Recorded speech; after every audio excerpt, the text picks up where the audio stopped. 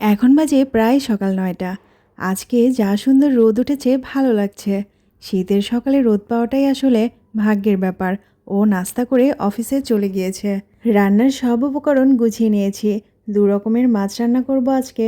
নদীর টাটকা মাছ এগুলো। বাঁশপাতা মাছের জন্য একটা আলু কেটে নিয়েছি আর ২টো বেগুন ছোট ছোট করে কেটেছি। মাছের পাতলা ঝোল করব আজকে। আমরা দুজনে মাছের পাতলা ঝোল খেতে দারুণ পছন্দ করি। আমি সবসময় ট্রাই করি নদীর মাছগুলো রান্নার সময় কাঁচামরিচটা ব্যবহার করতে। কাঁচামরিচের ফ্লেভারটা খুবই সুন্দর আসে। এখানে আমি বাঁশপাতা মাছের জন্য কড়াইতে তেল দিয়ে মশলাটা দিয়ে সুন্দর করে কষিয়ে নিলাম। এরপর সবজিটা দিয়ে আবারও কষিয়ে নিয়েছি।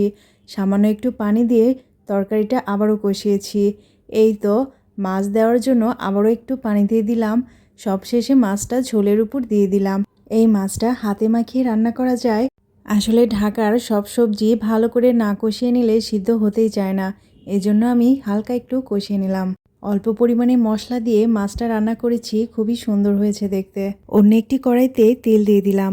সব রকমের মশলা বাটিতে আগে থেকেই মিশ্রণ করে রেখেছি। কিছুক্ষণ মশলাটা কষিয়ে নিলাম। মশলা কষিয়ে নেওয়ার পরে 2টা আলু কেটে রেখেছিলাম, এগুলো কড়াইতে দিয়ে দিলাম। ঢাকনা দিয়ে ঢেকে দিয়ে আলু কষিয়ে নেব। আলুগুলো কষতে বেশ কিছুক্ষণ সময় লেগেছে। কষানো আলুর মধ্যে সামান্য পরিমাণে পানি দিয়ে দিব। তরকারির ঝোল কী পরিমাণ রাখবো সেই অনুযায়ী পানি দিতে হবে। এবার মাছগুলো দিয়ে দিলাম। কড়াইতে ঢাকনা দিয়ে দিলাম। এখন তরকারিটা হতে খুব বেশি একটা সময় লাগবে না। আমার তরকারি রান্না কমপ্লিট। রান্নাটা শেষ করে এখন বাইরে যাচ্ছি, কিছু কেনাকাটা করব। প্রয়োজনীয় জিনিসপত্র কিনবো, কিছু শাক সবজি ফলমূল কিনবো। আমার বাসার নিচের পরিবেশটা খুব সুন্দর।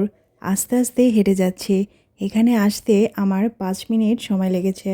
সবজিগুলো বেশ টাটকা ছিল, মনে হচ্ছিল সব কিছু নিয়ে যাই। সবজি বাজার করলাম আর প্রয়োজনীয় জিনিসপত্র নিয়ে বাসায় ফিরে আসলাম। এখানে মিষ্টি কুমড়া নিয়েছি, বেগুন নিয়েছি, লাল শাক নিয়েছি।